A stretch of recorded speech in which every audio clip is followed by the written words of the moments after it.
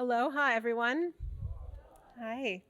I'm Helona Norton Westbrook. I'm the director and CEO of the Honolulu Museum of Art, and I am so pleased to welcome you tonight for this wonderful talk by our senior curator of modern contemporary, Tyler Cann.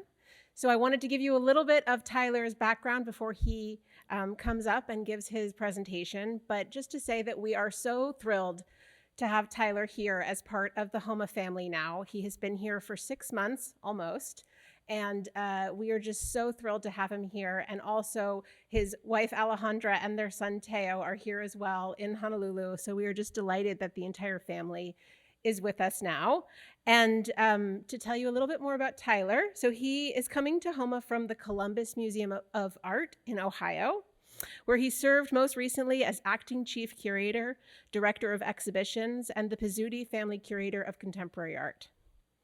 Throughout his 9-year tenure, Tyler was responsible for 30 exhibitions, as well as a reinstallation of nearly the entire permanent collection, including Queer Modern, a unique installation focused on pre-Stonewall queer histories. He became recognized for his leadership in creating thoughtful and inclusive group exhibitions, including In Blank We Trust, Art and Money, and A Measure of Humanity. Tyler was also co-curator of the highly acclaimed Art After Stonewall, 1969 to 1989, earning a 2020 Curatorial Award for Excellence from the American Association of Museum Curators, which is an extremely big deal. Prior to the Columbus Museum of Art, Tyler served as curator of Icon Gallery in Birmingham, England, and spent 7 years in New Zealand as curator at Govett Brewster Art Gallery in New Plymouth, Taranaki. Originally from Los Angeles, Tyler has a bachelor's degree in art history from the University of California at Berkeley and a master's and working towards his doctorate at Harvard. So we are just incredibly thrilled to have Tyler here. He has so quickly become an integral part of our staff, and his vision, his spirit, and his generosity is continually inspiring to myself and my colleagues and our community, and I'm so pleased to introduce him to you now. I was fortunate to go to University of California at Berkeley and study with some of the most sort of preeminent, I didn't know at the time, what did I know? I was an undergrad. Art historians of certainly of their generation, T.J. Clark and Anne Wagner.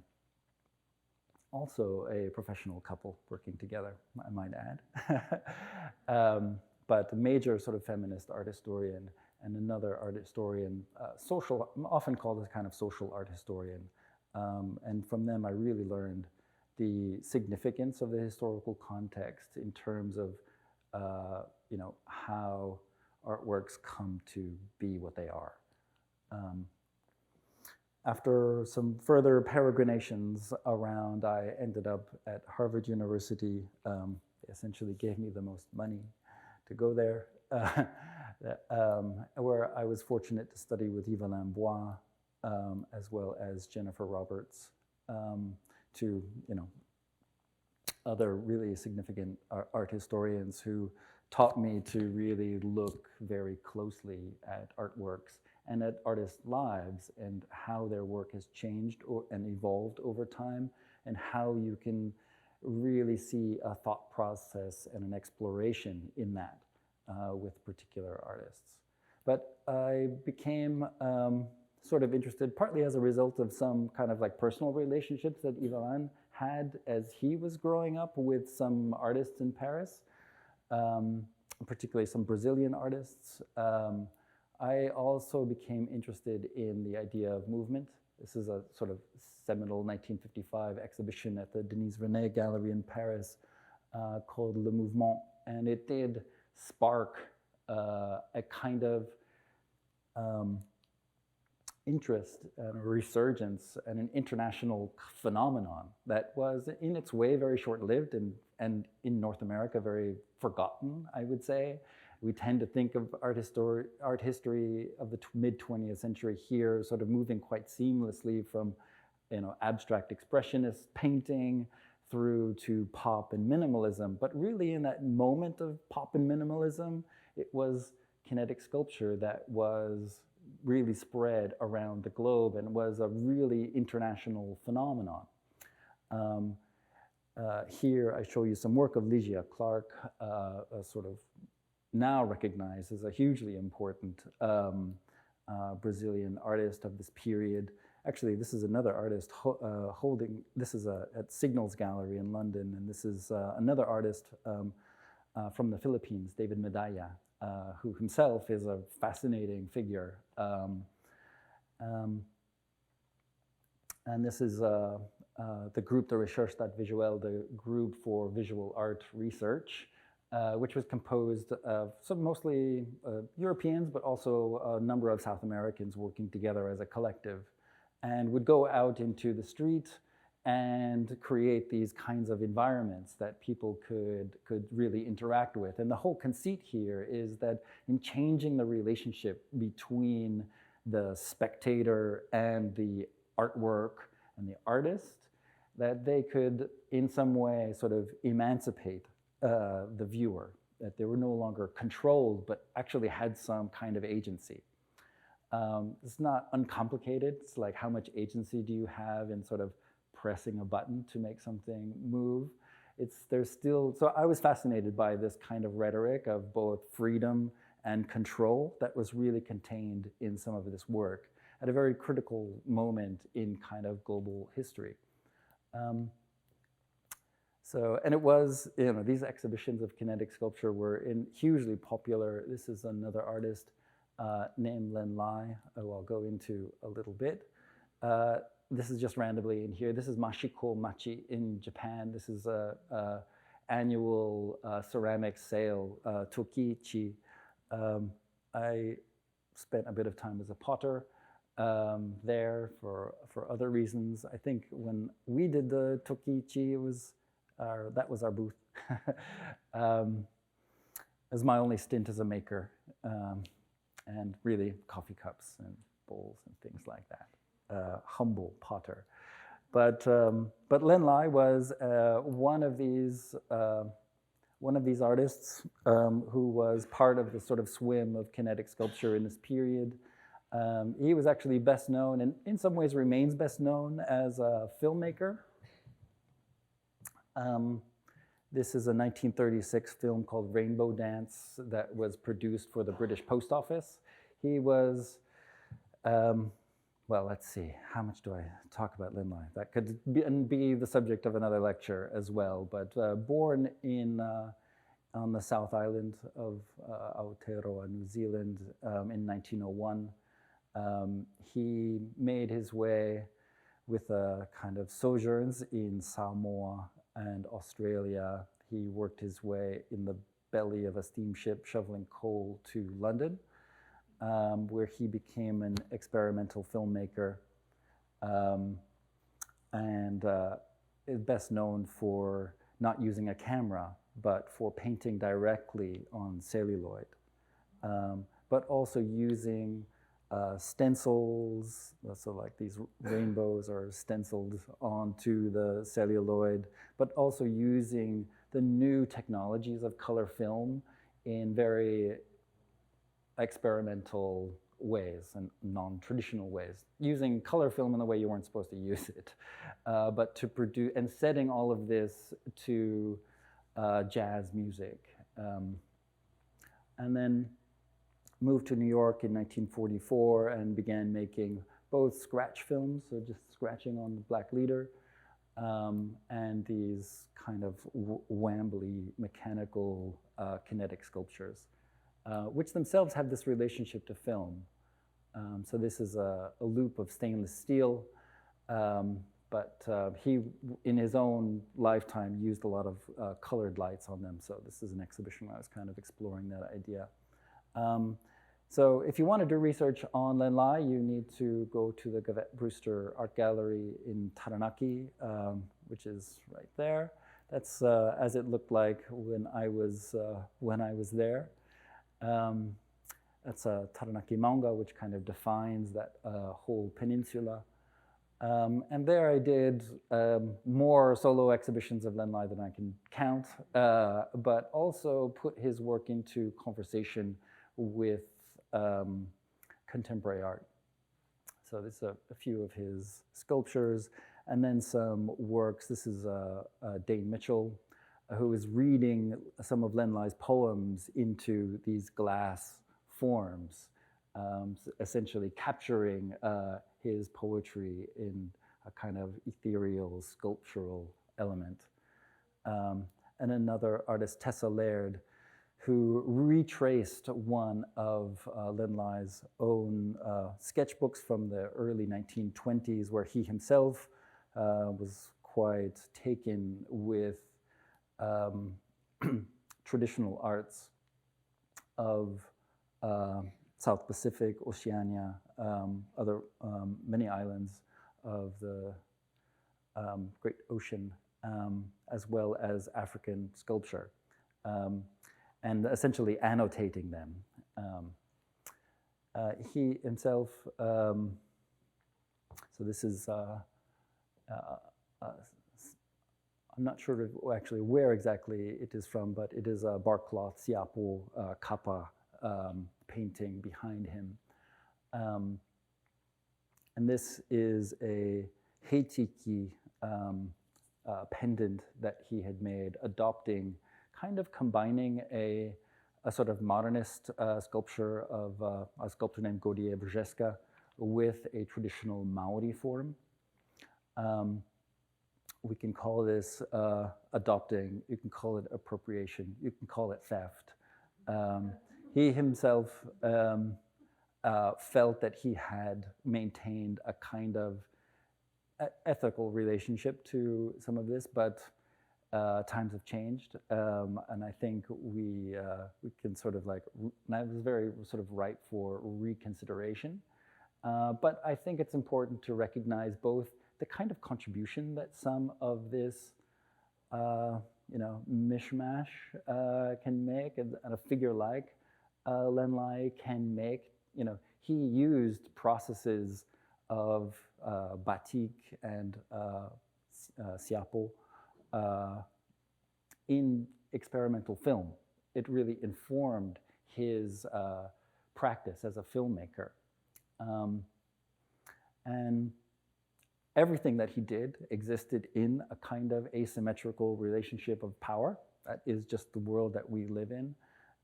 So it's important, I think, to acknowledge both things. Those asymmetrical power relationships, but also the kind of creativity and appreciation. So anyway, that's two is a whole other conversation. But one of the high points, I would say, was this exhibition that I co-curated with Mercedes Vicente, called Points of Contact, Jim Allen, Len Lai, and Elio Oiticica. Elio Oiticica is another Brazilian artist, a very close friend of another artist, Ligia Clark, whose work I showed you before. And Jim Allen, I think I have another, that's Jim right there. He's probably crested 100 years old at this point, but he's credited with a 1969 exhibition with like completely changing what art in New Zealand was, an exhibition called Small Worlds. And that was these kinds of inflatable sort of sculptures, as well as these things that you could go into and be surrounded by, these environments, sculptural environments, and created what in Aotearoa they call non-object work, but in a kind of North American context might be called sort of post-minimalism. But that North American context actually didn't figure much into this. Jim Allen, on a Fulbright scholarship, traveled. He was actually in London, but he was the important sort of thing for him that really changed his own practice was the work of this Brazilian artist, Elio Oiticica. And on that same trip, he went to see Len Lai in New York. And it's those connections that might be surprising, I suppose, between art in New Zealand and art in Brazil. A kind of connection, although it does, in a way, go through sort of Europe. But this kind of conversation between a sort of global South was something that I found quite fascinating. So that's Elioi Tisika. These are these parangole capes that could be worn and danced in alongside some of Len Lai's sort of dancing sculptures and films. This is what the Gavet Rooster looks like today. This is the Len Lai Center. I have not even been there yet myself, but one of these days. But it is a sort of dedicated institution, an institution dedicated not only to Len Lai's work, but I think, and I hope, at least as I originally conceived it, to this conversation. But Lai's work allowed me to travel and work and do exhibitions both in Australia, this is in Melbourne at ACME, and in the UK. This is the Icon Gallery in Birmingham. The show was called Body Electric, after a Walt Whitman poem. And just as I had arrived there and was doing that show, their curator was leaving. So they asked me to apply for that job. And I was very fortunate to work with artists, an Irish artist, Sarah Brown, as well as Bedra Williams, a Welsh artist. And in both cases, I think, helping to really realize an artist's vision. So this work essentially transformed the entire institution into a pyrite radio, a kind of, they used to call them foxhole radios. So essentially no electricity, but you could put those headphones on and listen to the BBC or local radio and even tune it. But the wire had to go all the way around the building. Bedra Williams' work involved me sourcing a light pole from the city, you know, these things that we do for artists, as well as thousands of pounds of sandbags to essentially recreate what Icon would have looked like, or at least gesture towards what it would have looked like in the Second World War. But in this other moment, when institutions themselves are so much on the defensive, so there's a kind of humorous gesture as well, sort of sending up the institution, turning it upside down in a way. But if you've ever been to Birmingham, you might understand why I didn't stay that long. It's really miserable as a city. So Columbus called, and so that was 9 years in Columbus. Yes, I suppose there I did become known for some group exhibitions such as Art in Blank We Trust, Art and Money. So this is a couple of Soviet, Russian artists, Komar and Melamed, who went to New York and bought Andy Warhol's Immortal Soul from him, and then went back to Moscow and auctioned it off. Alongside some of Warhol's own, actually Warhol actually gave it to them. It says $0 on the contract. I worked too with, so this was 26 artists from maybe 12 countries, all of whom were reflecting on what currency is as a material, or what its sort of numinous, even spiritual qualities might or might not be. We have this term, in God we trust, on our money, and yet godliness and sort of mammon are so opposed in you know, sort of theology. These kinds of, what is money but a thing that we kind of believe will hold value if we accept it and we can pass it on to somebody else. And there is this kind of sense of collective faith in that helps drive the economy itself. When we lose consumer confidence, that, you know, maybe our money or isn't going to hold the kind of value it does, that can have kind of these wide repercussions throughout the economy. But what is money but sort of a piece, a kind of limited edition, or a piece of conceptual art in a way. So artists today, and particularly in a context when so many people walk into a museum and look at an artwork and go, wow, that's worth millions. You know, that it's people are so conscious of the exchange value of an artwork, and who could blame them? Because when it hits the headlines, it's always about how many millions somebody paid for a banana stuck to a wall with duct tape or something like that. So, the idea here was to take this thing that we all feel is very familiar and defamiliarize it and make it strange through the perspectives of all of these different artists working with this kind of idea. And that included J.S.G. Boggs, who was famous for trying to spend drawings of money and was often quite successful at that. The drawings were worth far more than whatever he was paying for it. They're worth thousands. But it was a project, so anybody could come to the museum and draw a $1 bill. That's Teo, our son, by the way. And in the gift shop, you could actually spend those drawings. So we had organized some shredded paper, or pencils, shredded money, stuff like that. Gold coins, chocolate coins that you could buy with those drawings. In Columbus, there was a big sort of impetus to have somewhat interactive kind of artworks. And this is a Eflux Time Bank, essentially a project where you could exchange, instead of using money, the medium of exchange is time, as sort of not quite a bartering system, but it is actually a very utopian idea that has its roots in Ohio, a kind of utopian community in Ohio. So we sort of tried to bring that back a little bit. All of this took place in the context of the 2008 financial crisis, or the long tail of that. So this is a project of a Danish collective called Superflex, called Bankrupt Banks, and is essentially a memorial to, they're all listed here, of all the banks that went under in the crash of 2008. And this is just one hallway. It actually wrapped around the whole thing, along with these very heroic, logos of some of these banks that went under,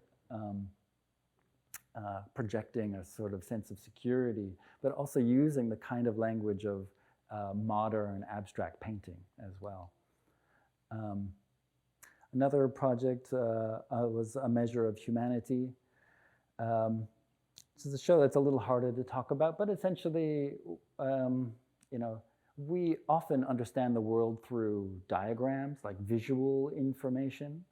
And so this is an exhibition that took the language, was looking at how artists use, adopt, and make strange the language of diagrams. And there was a sort of sense of, or measurement, or maps, or models of things. It's like, how do we look at the world in a picture? Was a sort of the essential question of this exhibition. And how do we measure things? For example, this is Lenka Clayton's work, The Distance I Can Be From My Son. It's a stationary video camera, and you watch her toddler slowly walk away from the camera and the tension really rises. You can feel it, until all of a sudden she bursts from behind the camera and runs after the kid, and then measures the distance that he had managed to travel. And so it went from this kind of very personal or family sort of scale out to more political contexts. This is a Romanian artist, Dan Perjovski, who goes all over the world. He was in the most recent Documenta with these very playful and sometimes funny, but also using the kind of language of models and diagrams in his work. And this is Mel Bachner, that is it's called Measurement Plant. It essentially measures this plant. Richard Ipke and Mary Lou Lemons, a couple of artists based outside of Montreal, who would adopt sort of 19th and early 20th century diagrams from that are about labor, economic diagrams, but having to do with the movement and the labor of human beings. and making these really delicate and beautiful and sometimes funny. You can't really read the labels here, but sometimes just the relationship between like what that diagram is supposed to tell you and what it actually isn't telling you is rather humorous. And then two, this work by Katie Patterson, it's called Fossil Necklace. There's the whole thing. But a 3-year project with to gather some 280 odd fossils that she arranged in chronological order from essentially the oldest fossil that one can find right through to the most recent. So, this like second to last is sort of the origin of agriculture right here. And from all over the world. So essentially telling the history of this earth and the very recent history of humanity in an object. This is something that I find sort of quite moving and beautiful. And then the two Josiah McElhenney's chandelier. It looks like a chandelier, but this is actually measuring the distance from Earth through if you were to look through one point of a deep space telescope, one little view is that round thing, is the round top of the chandelier. And these are the most distant quasars that are visible. And each one of these glass is sort of baubles is a galaxy. And he worked very closely with an astronomer at Ohio State University to produce this series of works. So they're actually quite accurate in terms of representing what it is to look at a pinpoint. Some solo exhibitions, I won't go on too much about them, but essentially recovering some mid-20th century artists such as Paul Feely, who was a teacher at Bennington College in Vermont for many years, was a teacher of Helen Frankenthaler's, for example, but probably learned more from Frankenthaler than she learned from him, but is a really fascinating figure in his own right. You can see that's the sort of model of the work that was standing outside of that I was sort of standing in front of in that other image that ended up being a gift and a permanent installation for the museum. But also was really privileged to bring an exhibition of 5 decades of the work of Mel Edwards to Columbus. He is the first Black artist to have a solo exhibition at the Whitney Museum of American Art with these barbed wire works. But as that was a really important show, and he had his own connection to Ohio as well, growing up there as a kid. As also involved in these kinds of some correspondences between historical work or modern work and contemporary art. For example, I was a sort of organizing curator, in-house curator for an exhibition called I Too Sing America, the Harlem Renaissance at 100, essentially a large group exhibition. And alongside that, we put work African-British artist Isaac Julian's Looking for Langston, which essentially, meaning Langston Hughes, an important figure of the Harlem Renaissance, and looking at, with a very poetic and through a kind of queer perspective on certain moments. It's really lovely video work. But probably the biggest thing I was involved with in my career was this project, Art After Stonewall, 1969 to 1989. So in June 1969, the Stonewall Inn was raided as a mafia-run space for what we would now call the LGBTQ plus community. And the sort of raid of the police touched off several days of a kind of uprising against oppression. This community, known as the Stonewall Riots or Uprising. So how do you really make a single exhibition that even attempts to wrap its arms around the importance of, sort of the relationship between art, activism, and kind of queer perspectives.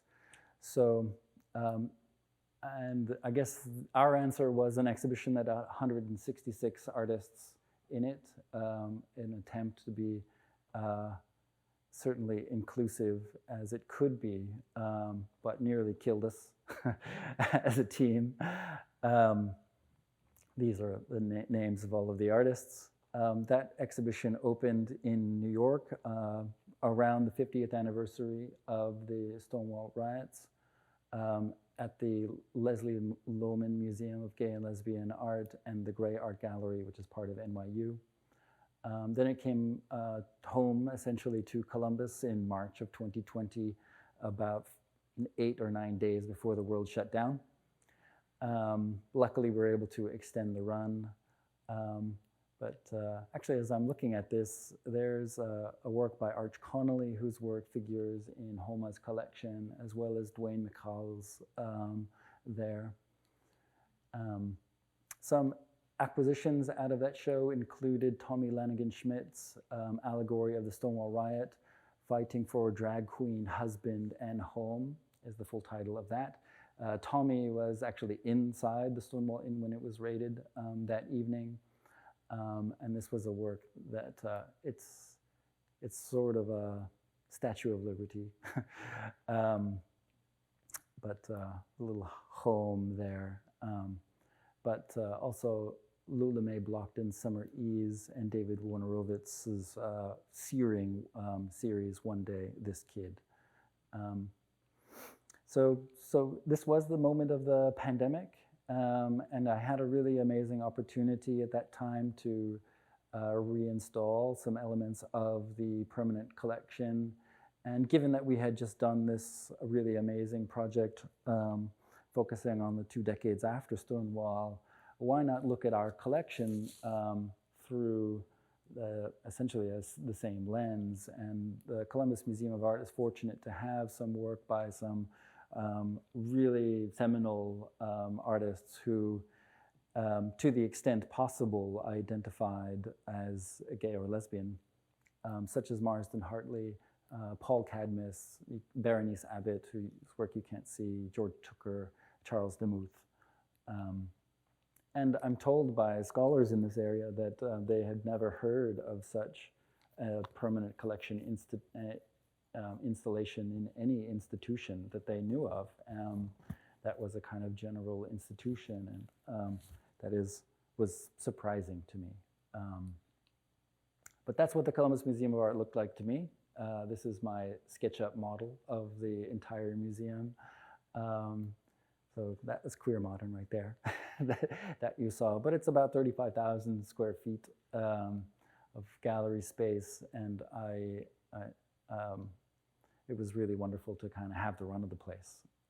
So installing their collection of Impressionist and post-Impressionist work, as you can see here, these like some beautiful Monets, but also creating some conversations with contemporary art. This is a hallway that essentially tracks the development of sculpture and cubism from Rodin there, the Age of Bronze, which we also have in Gallery 1 here. Right through to the work of David Smith and Archipenko and Louise Nevelson. But this is a contemporary work by Mira Dancy, another William Kentridge, a South African artist. And on the American side, some perhaps interesting connections between works. It's like you see this and you start to understand, or there is some sort of visual relationship that's developed between this African-American quilt, daybed quilt, and this kind of quite well-known sort of precisionist, modernist painting by Charles Demuth. And when I saw that correspondence, I thought, they need to live together. But it's not about, these are probably made about the same time in very different cultural contexts. And that is to put these two things side by side is not to claim that they mean the same thing, but it is an impetus to think about how they might be different as well. So yes, just some more installation shots, putting some, this is a work by Benny Andrews, an important African-American activist as well as artist, alongside Edward Hopper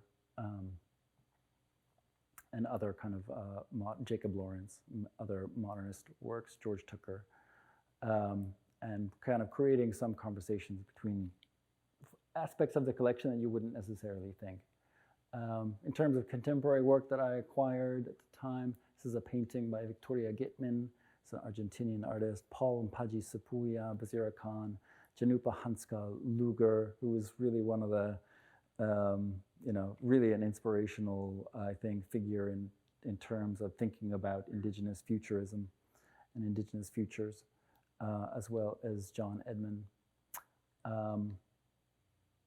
And in case you think I hate painting, because I haven't shown you much of it, I thought all of that takes place in the context of some major donations of, in this case, 27, mostly paintings. It's also really privileged to work with some artists based in the Columbus community and to support their work. I think it's really important to say, like in both Art and Money and A Measure of Humanity, I included artists from Columbus. This is Carmen Winant, who lives in Columbus. Gina Osterloh is a Filipino-German artist who grew up in California but is based in Columbus. Bobby T. Luck, who's going to have an exhibition at the museum opening soon, as well as Cameron Granger, who's really, right now has work at MoMA PS1, is really a really breakout work. And so we acquired some of his first institutional acquisition, but great filmmaker. Other project, Nina Kachadurian's, I could go on about this. There is a whole narrative behind this exhibition that revolves around this book. Essentially, this family surviving for, I think it's 38 days at sea off the coast of the Galapagos Islands when their boat was sunk by orcas. This happened in 1973. So this book was very inspirational to the artist as she was growing up, and it was sort of a pandemic project of hers to contact one of the children that survived that experience and to talk through each and every day. So for 38 days, they talked to each other, and she would make work based on whatever happened in that day, as relayed in his own book as well as his father's book, Survive the Savage Sea. But it's a really lovely audiovisual show. Some experimental projects that I did involved the staff of the museum. So this is a ceramics hang called Our Favorite Things, where I would just go around to somebody working at the front desk or in security and say, come down to storage and choose your favorite thing in this area of the collection. And so it was an exhibition about all of our favorite things, which really created, I think, a sense of ownership, and a certain sense of pride that, like, I put that there. Because, and how we kind of distribute this kind of like authority of a curator to point and say, put it there, and ways. And I've collaborated a lot in my own work worked with a lot of co-curators, guest curators to help realize their vision, as well as working with artists to realize their vision. So I feel like in some ways, although I have done these group shows which kind of center an idea, I feel like a lot of my work is about facilitating and making stuff happen to realize somebody else's vision too. So here we arrive at the Honolulu Museum of Art. And I am really excited to work with, sort of modern collection.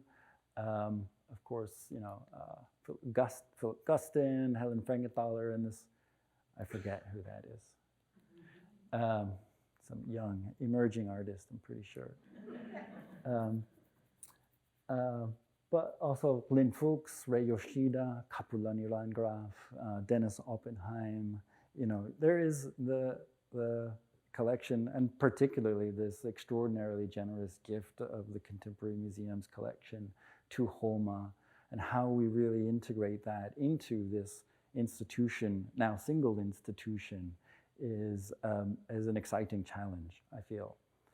And the opportunities for this institution, given where it is on the globe, to be sort of really in the cross currents of a global conversation. I think, historically, the institution has looked looked east to the West Coast, right? But creating and acknowledging, essentially, being an institution where it is on the globe, and having a sort of sense of place that really, work that comes from here, such as Noah Harder's exhibition Moi Moia, that is in Gallery 14 as I speak.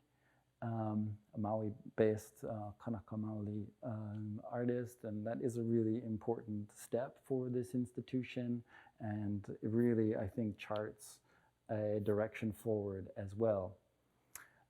But coming up, preview of coming attractions. This is a very well-known, renowned Spanish artist, Catalan artist really, Jaume Plensa, whose work Hortensia Nest will be installed. It's like 2,000 pounds, and so we're currently reinforcing the floor underneath it so it doesn't actually fall through into the basement, but it will be installed in Gallery 1 in the exhibition or installation in human terms, and is on loan from Sharon Twigg-Smith. And then also coming up, we'll have a solo exhibition that is originated by the Baltimore Museum of Art, but we're really pleased. I know Halona worked hard to get it to come here, a work of Salman Tour, Pakistani artist based in New York, and so that can look forward to that as well.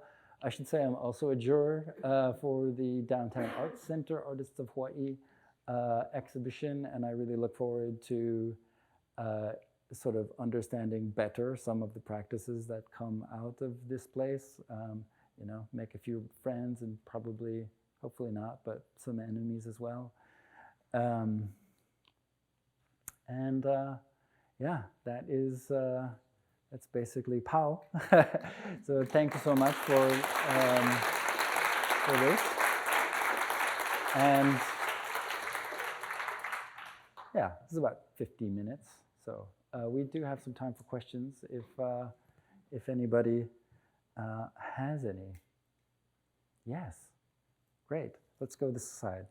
Do you have plans for any space to be permanently devoted to modern contemporary art? Yes, I have plans. We're working it out. Where there is a will, there is a way, I feel. But I think it is, it's something that I would love to see.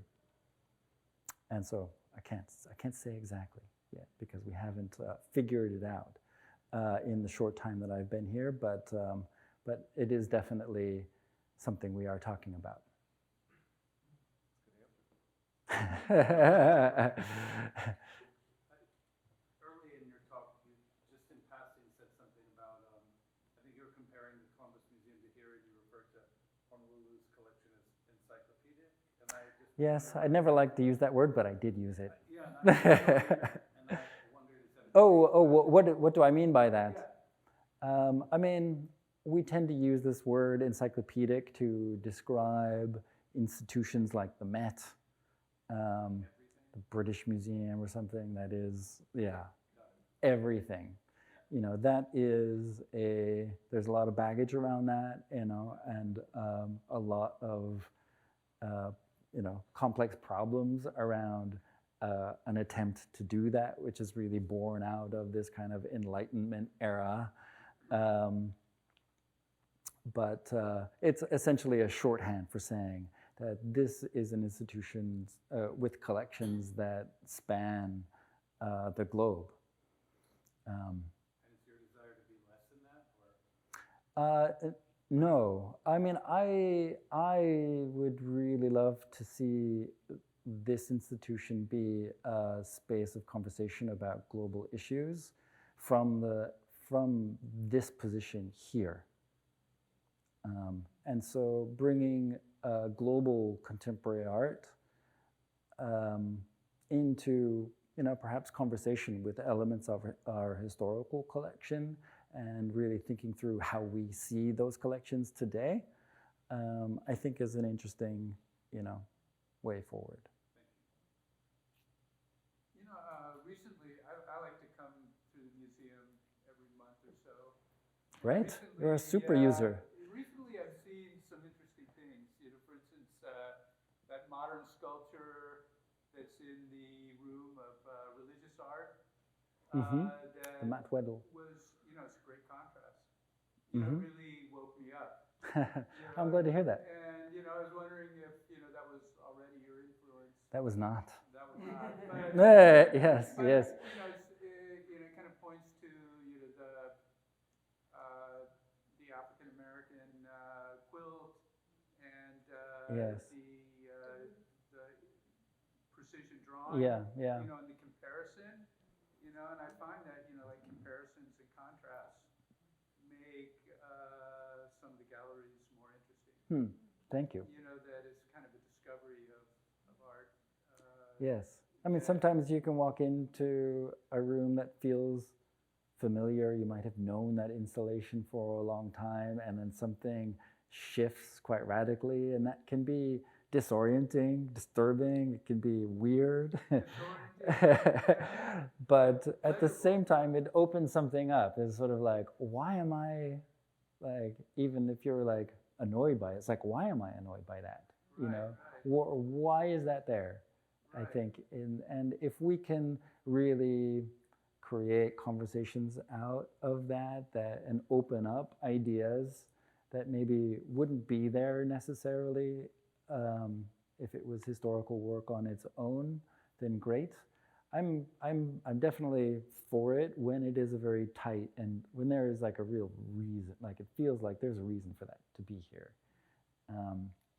So, yes.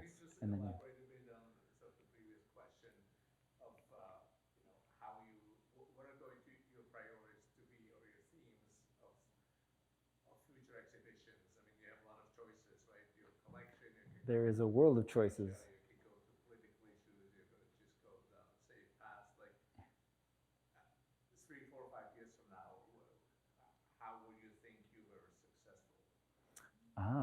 It's a very good question. It feels like an interview question.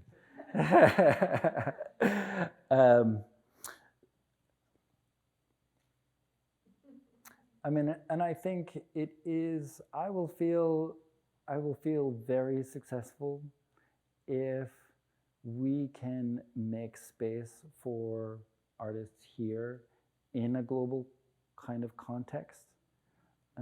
I will feel successful in bringing artists here that can add to the cultural conversation of this place. I can't name specific, I mean, I could, but I shouldn't name specific artists because I don't want to sort of like get ahead of myself in this moment when I don't have too many shows that are really on the schedule. But that would be my intention, if that helps answer your question. Yes. I have 2 curatorial questions. One, how do you think about when you're literally hanging the show, how do you think about moving people through the show visually? In terms of heights and sizes. Right. And the other one is as a separate curatorial question, how do you consider involving people, drawing them into the subject matter? Mm-hmm. and in terms of a more global Yeah, aspect. yeah. I mean, I try to make spaces that feel kind of beautiful, comfortable, spaces that you want to be in and that feel inviting, and that maybe you can sit down on, and maybe there's some arms on the chair so that you know that you can also get up, particularly if you're of a certain age. A lot of people don't sit down because it's a bench and they're not sure about that. In terms of heights, actually, my previous institution, the standard height was actually 2 inches taller than what it is here. I'm a relatively tall person myself, so maybe, but in terms of how we move people through a space and actually grab and hold their attention is kind of multifaceted. I mean, partly it is about those kind of sense of affordance and welcome into a space just because it looks nice, and that the work kind of makes sense. Like you can see why those things are all in a room together, and maybe like what the issues it's pointing to are. So, but there is also other layers of that interpretive layer can also be kind of multifaceted. So I did use, increasingly the kind of like QR codes, but that would give you music that related to a particular piece, that had like a historical reason for that particular choice of music, that could give you a flavor of maybe what was being played in a Surinamese nightclub in Amsterdam in 1946. There's a whole Surinamese jazz scene in the post-war period. So if it's a Max Beckmann painting from that period, showing people in a nightclub like that, is sort of like, what are they listening to? So some research around that sort of thing. So, yeah. Yes.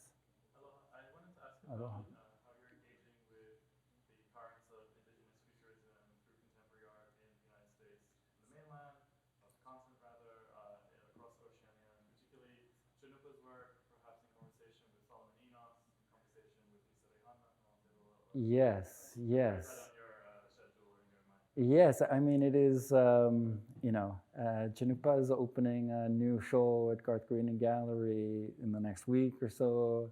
I am super keen to see sort of like what that is. Lisa Rehana, her work in Pursuit of Venus Infected was hugely significant. I've known her since, of course, in my, my days in Aotearoa. And is, an artist that I think about a lot, and definitely the kind of on my list. But I think it's, and of course it was shown here already, that project came out of course, the sort of wallpaper that is in HoMA's collection, sort of. So those kinds of things were actually one reason for, me to actually want to be here in this position. And I feel like, although, I don't claim right now to be, this is where I want to go as a curator and as a learner, and to sort of deepen my understanding of these practices. So, and we can take HoMA with it, with me. So yes, they, demonstrate, there's another artist, Gabriel Chaile, whose work questionable as to sort of like the level of futurism to it, I suppose, but it was, an artist that I also think about a lot. So, how, and bringing, artists like that who may not be indigenous to this place, but live under that kind of umbrella of an identity, and how they are negotiating it, I think is hugely relevant to the context of this place. Yes. Could I ask a related question, Tyler, about how you might see or how you might think about including audiences who don't know much about contemporary art or don't see the importance or the impact of contemporary art, how you might include that, what your curatorial philosophy might be or ethics in creating some opportunities for audiences to understand the importance of contemporary art. Yes.